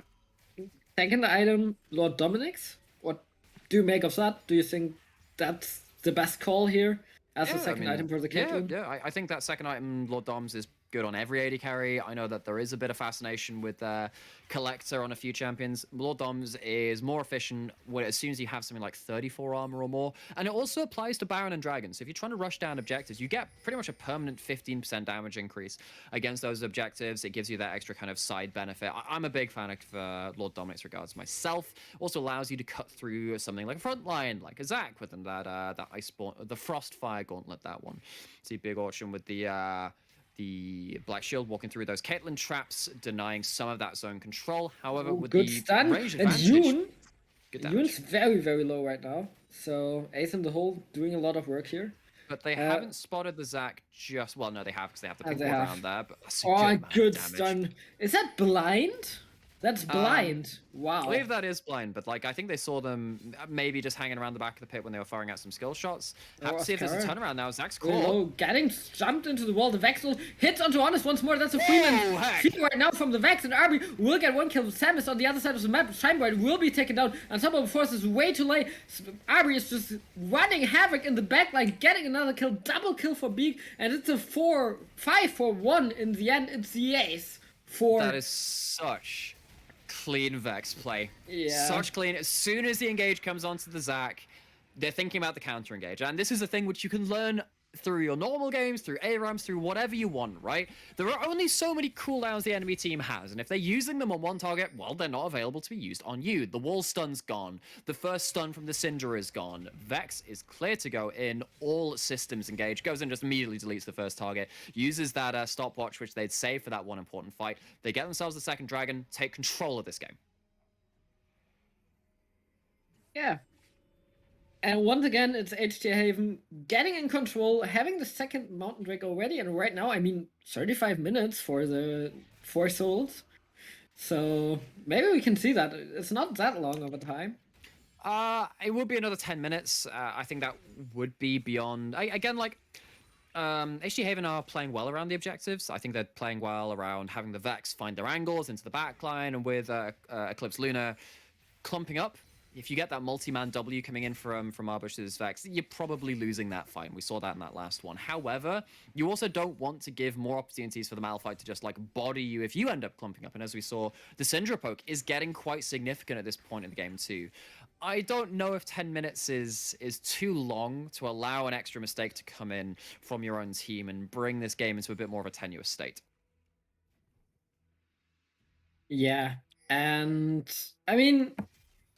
I don't think you could see it because it's only a 4k gold lead, right? Or almost 5k. But let's say 4, so it sounds better. But the thing is, though, like, so I agree with the gold lead. It's like, oh, okay, it's only a 4k gold lead. But then you look at how the teams are playing these fights, and look, gold lead can be quite misleading, right? Because if I have, like, I don't know, a 1k gold lead on a Kassadin over an early game champion, you're thinking, okay, maybe it's not the same as having it with like, oh, I've got a super smash early lane champion like Renekton being up over a similar kind of champion, right? In this kind of game, it looks like the team fights are handily going the way of HT Haven, and I think that should worry the side of Eclipse Lunar. They might be able to hold on, but if this game does go into another big team fight, I'm expecting Hentai Haven to come out and win. Yeah, I would agree. On the other hand, if they don't get an engage on Honest for once, and he survives and manages to maybe hit one person, that could be big here, and I think they could definitely win a fight like that. I think if you find a pick onto the Vex, then things get very interesting. Of course, it's quite hard to... But then again, you start coming down to the question of, well, what happens with the Ezreal? Ezreal's been free-firing a lot of these fights. Almost has the Serylda's Grudge in inventory, too. There are multiple people you have to shut down with an Infinity Edge built on Gangplank. One barrel can turn the tide of the fight. There's almost, like, too many targets to try and hit, although that's a good hit. Oh, my God, that's some damage. Oh, my God, that's a one-shot from Beak with the barrel, the Gale Force, and the Q. And we were questioning that item, but It's working out I perfectly. mean, Gale Force Holy Gamers is hell. going to get him an early in its turret as well. We talked about how much gold they are. It allows the Baron start to come in from his team on the other side of the map. Big just takes this game by the scruff of the neck and says, "Oi, we're finishing this now." You know, that was really lucky as well. He critted with every single hit. He does have himself the extra cloak and inventory as well. It's something like 80% crit or 75%. 75. Malphite has a lot of damage though. Oh, but is it enough damage here? Oh, he ults in, and he should be able to get it. Unstoppable Force is enough, but the Baron is still coming down. Sled very, very low here. Gets shut down here from Honest onto the S-Wheel, and Honest will get taken down by Oscara, but the Baron is stopped for now. Vex ult not hitting here. Teleport coming in from the Syndra, actually, and immediately fleeing away, running away, but here's a flash from Scheinberg going Abi with the fancy feet work. Will not be able to get out because the Ignite is there, the tick down is enough. And in the end, Lunar Eclipse hold on. They do hold on, but we'll see if Syndra has overstayed their welcome yet again. They just use the stun. No way to knock that out of the jump. It's a free death, but oh, I think that's a good turnaround. Not enough damage here on Yoon, and that was simply not enough. Is running towards the wrong side of the map, though. It's going for the reset. Oscar will not be able to get it, and it might be the Syndra going out. There's an SW ultimate getting dodged here right now, and will it be the Great Escape? Yoon is going for it. W is not enough. Zac is still looking, but I don't think he gets it. And it's a great escape here by the Syndra. Well played right now. I mean, it's partly well played. Waiting until that second round of cooldowns. And of course, the very quick turnaround to the Morg to make sure that Yun can walk up and get land their own combo. Feels like they're let off the hook a little bit, though. Maybe some misplaced spacing. Big series of events, of course, leads up to that when you've got, wow, solo kill on bot side. And then actually the Malphite ends up killing the Gangplank in return. And then the fight on the top side at the same time goes pretty poorly for HT Haven. Poppy takes the Dragon Balls down. They get themselves onto Soul Point, but is there a fight coming in? Vex ult hitting. Shinebright? Oh no, that wasn't the ult. The ult hits on Sledge Shinebright with a good Zhonya's. The ult is only on this Poppy, but it's enough to get the engage done by Oscar. Poppy will die. Vex got the reset, I believe. Yes, will go for the reset. And Honest will be taken down as well. And that's another reset on the Syndra. Double kill for the Vex. And that's just disgusting. Beak grabbing another kill for himself. And in the end, it's another ace for HT Haven, and they don't lose a single member. No, and this time it probably will be the game-breaking fight. It got a bit close that last time, went a bit back and forth, but this time, Eclipse Lunar couldn't set up their battle lines. They couldn't keep everyone safe, and Vex found the angle yet again. Now, with a huge amount of kills under their belts, you can see exactly why this Vex is so difficult to play around these multi-directional fights where you can't just play back to front, or front to back rather, because if that ult hits onto someone important and they get the reset, there's no running from that champion after that point. Yeah, it's gonna be the Baron once more, and God. Beak knows his Gangplank combos. Why? Yeah, puts down the barrel at his feet, puts another one in front of him, gets the 3-1 after that. But Gangplank's barrels are just incredible nowadays. Just look at the scaling. Oh, but there's a Caitlyn ultimate coming in. Beak very, very low, but I mean, 1Q just takes so much damage out of Sled, who has opted for the Divine Thunderer. So, not as tanky as some other poppies would be with the tank builds, maybe with some sort of defense like the Frostfire Gauntlet, as we have been seeing it before. It would have been more tanky, but I mean, the Divine Thunder are definitely doing work here. So the thing with the Divine Thunder on Poppy is that your passive Buckler does count as a melee auto attack, unlike what Gangplank does with his Q right nowadays. It counts as a ranged auto attack. So if you have something like the Sundra, it has less damage on a ranged auto attack, much like Grasp does too. Sundra gives you the mixed penetration as well, so it means that you do, if you have high base damages, it gives you increasing rewards as you build up more tanky items after the first one. It's pretty okay when you go for something like the Electrocute or Dark Harvest or something like that as a rune as well, right? Because if you get onto something like the Vex or the Ezreal, you have genuine one-shot potential after that point. Very high damage coming out of it. However, on the other side, you're absolutely right. You are actually at threat of being blown up in return, particularly only on a jungler's salary. You don't necessarily have the gold income to be 3-4 items at the same time that the enemy laners are.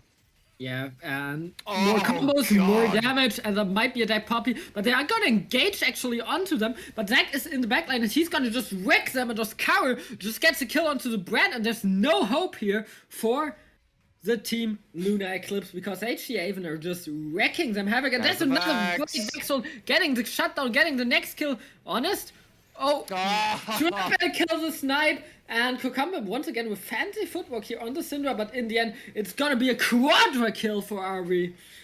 And the Vex is definitely doing work, and I think they wish they could have banned that. the Vex gameplay first pick in both games, and it looks like it's going to seal out the 2-0 for HD Haven. It wasn't necessarily the Yeah. quickest, but with that little spectator bug, it will seal off the victory. 4-1 in series. HD Haven coming out swinging. Yeah, they're winning their match, and they are setting themselves up to maybe have a shot at the playoffs, because I believe it's top 2, and they are right now 4-1, and still play the undefeated team, which is, of course, Team Chonk IRL in Division exactly. 2B. Yeah. So I think with this kind of performance, I mean, they do draw level in terms of series score with Esports Wales, but then of course they lost to them. They're the only team that they have lost to. There's a chance that HD Heaven could go up against Team Chong, top of the table, and take a win off of them, and then create a crazy one-loss tie between like the top 3 teams. It would draw things quite close, but they keep themselves in the race very importantly with this dominant win today. Yeah, they are. And I mean, why not just go for that win, and then everyone's tied at 4-0, or at this time at 5-0 and 1.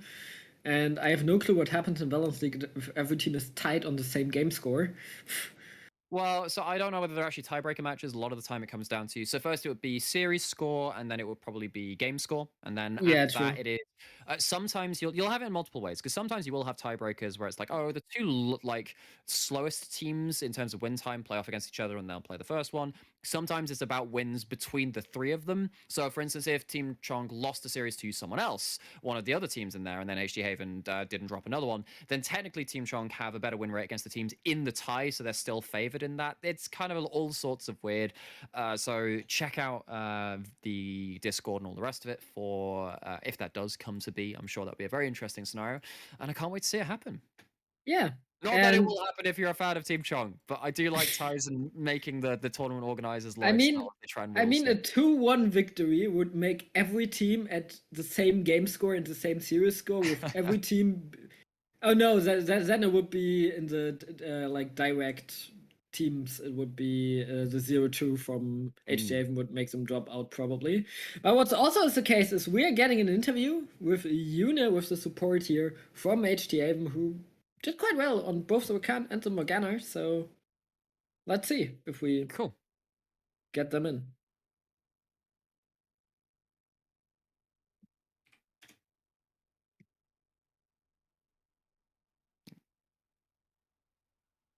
And there we go. Welcome, Yuna. Hi, how is everyone? Good. What about you after this? After these 2 wins, the first one pretty dominating, and the second one a little bit closer, but in the end, you still won the team fights. How do you feel? Yeah, I feel pretty good. Game 1 was definitely more of our strong suit, and then game 2 was a little bit messier, but still managed to get the win out, which is good. Okay, so I really need your opinion on something here, because when I think of you, I think of lanes, right? And I think lanes have been a big thing happening today. So my question to you is, do you like bowling and the lanes in there? I mean, Lilia is a great champion for bowling, and if we had Shenzen today, if Sam didn't get in, we would have pulled out a Callista Lilia lane for sure. But bowling is definitely a great skill that everyone should have. Okay, oddball questions aside, of course, in that first game, you smashed through that TV2, and that was pretty much the story of the game.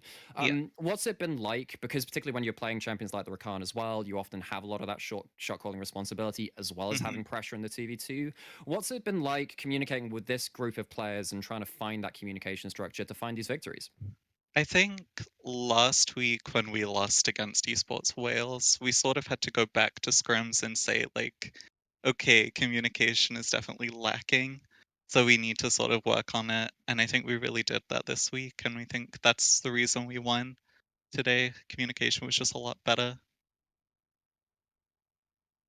Okay, well, Sylv, you got any questions you want to ask yourself? Yeah, I mean, we can really go on these 2 games without calling out the Vex, because you both, like, in both games, you just first picked the Vex. What do Yeah. you think about that champion does for your team, or in general for RB? I think it's just a great first pick in current meta in general, there's not really a bunch of counter picks towards it, and it hasn't been nerfed yet. So it's just such a like easy first pick, and I'm sure if the enemy team had bans, they would have done it. So I think it's really solid. Yeah, and then next week you're gonna have this deciding match. Do you feel confident about winning against the so far undefeated team? I think that I never go into a game with confidence. I think you see how you do, and then when Relatable. you come out, then that's your confidence That's a real booster. winner's mindset there. Wow. I Yeah, mean, That's relatable though. Who has confidence if you can have just not have confidence? exactly. okay. Well, I mean, I suppose like following in on that, and this will be like my last one because of course mindset is so important coming into a lot of these games, even Yeah. at this kind of level. I know you're saying, okay, don't always go in with like hugely arrogant expectations and stuff like that, Mhm. but have you found your time in Valence League helping you with kind of the mental aspect of League of Legends? Because I know it can be very different from playing in a stack of 5 in a continual Yeah. competitive environment than in a more isolated solo queue kind of environment. Has that helped you with Mhm. it? Absolutely not. I get Good, tilted good. all the time. But it's just like we've also been working on that. Like, keep your mental strong, then that's what's gonna win you the game ultimately. Even if you get behind, like we did in the early game in game two, like everyone was still happy, laughing, and I think that plays a big factor into like if you're gonna win or lose a game.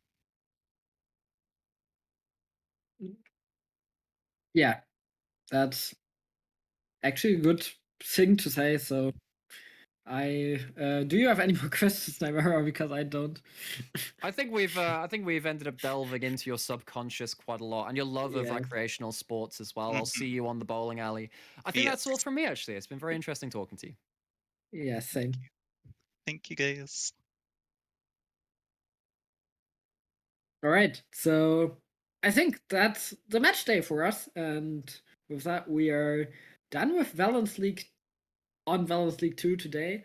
If the other game still goes on, I think you can just hop on there and watch the other game on the main channel on Valence League without the 2 behind it. So check it out, and thanks again, Namira, for just on short notice get in here and Good, cool. replay You know, Summais. it only costs you like the name of your firstborn child and a part of your soul. Like I come pretty cheap nowadays, so you know I it's worth it for me.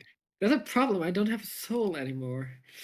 Well, you best go find one because you know the debt must be paid. Oh, okay, yeah. I also have to find a girl now and get a child so I can give you my firstborn. That's the one. Yep. Okay. Well, I'll see you in I'm about single, 20 by the years, way. whenever that happens. We can work on that. Yeah. For everyone watching. Can certainly try and figure that out. True. And with that, I would say thank you everyone for watching, and we are heading off right now. Bye.